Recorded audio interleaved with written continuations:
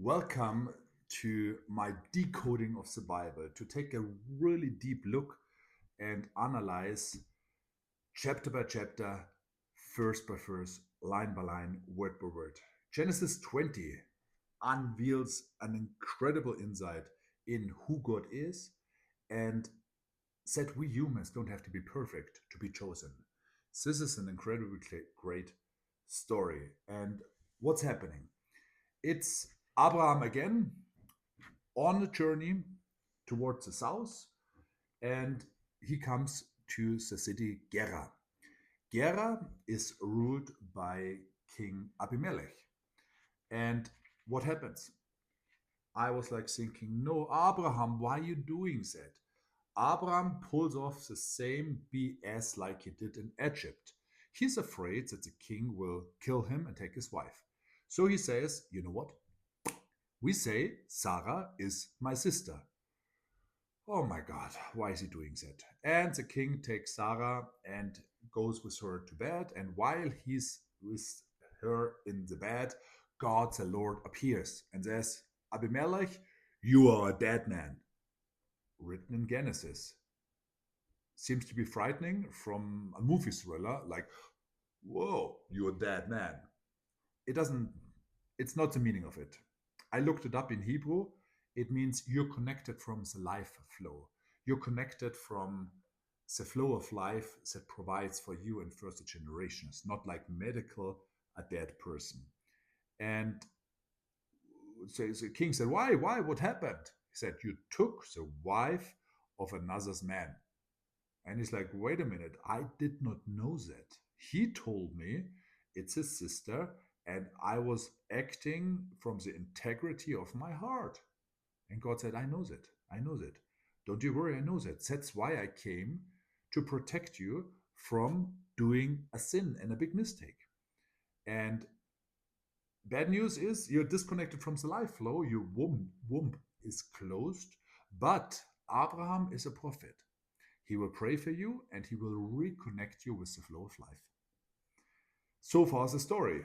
A lot to analyze. Because, first of all, why is Abraham lying again? He is the chosen one.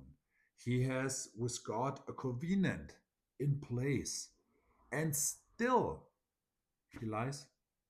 Here we see how many times we, me, and everybody, how many times when pressure hits, we act from past traumata. Our brain pulls off a behavior pattern that comes from negative experiences from the past. And even Abraham knows all that. He emotionally has not adjusted to reality. And that happens to us every day. We act from past traumata, and we should ask ourselves, is it really necessary? Or is this negative experience outdated? You got bit by a big dog when you were a child. Whenever you see a dog, you're like, oh my God. Or somebody with a red jacket bullied you. Whenever you see a big guy with a red jacket, you're already cramping. Ask yourself, is this what happens to me? Or do I have to adjust my nervous system to reality? And what is the reality? If you believe in God, you're guided and protected. You don't have to be afraid. You're guided and protected no matter what. As we see, God protects and even protects King Abimelech. So he doesn't commit any sin and is not ruined. But now it's getting really interesting.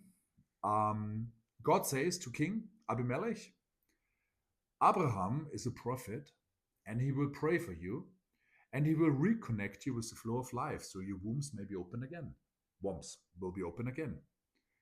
So why does God makes Abraham pray and restores it? A lot of questions. My first thought was, well, actually, Abraham was the one who caused this trouble, so he has to take responsibility and he has to work for it. He has to restore it. So when I was a little child, I messed something up from the neighbor's wall. So my dad said, "You go outside and you clean that." That was my first thought. Then I analyzed it, and it's not like that. because he actually gives Abraham authority. He tells Abraham, or he tells the king, Abraham is a prophet. So he gets leveled up in the public eye. Abraham will pray for you and restore the life flow. Means Abraham is giving a power. So, what is this about? This is the best example for leadership training. Abraham forgot who he is. He forgot he's the chosen one. He forgot he's the prophet. So God says, let me remind you who you are. And this is big because I don't see a punishing God. I don't see a God who humiliates him. I don't see a God that he revenges him. I see a God who protects King Abimelech. I see a God who sticks to the plan, like this is the line we have to go, so let me correct it. And I see a God who coaches and leads and guides people so you're aware of what is your purpose. And that is a question we should ask all of us. What is our purpose? Where is God correcting our life? Maybe some business is not working out and you get corrected in the right direction because that is your pause and this is your purpose. Be aware, listen to the signs that God is telling you and giving you. And on the other side, very important message. We see Abraham is a prophet, but he's far away from perfect. He does mistakes all day long.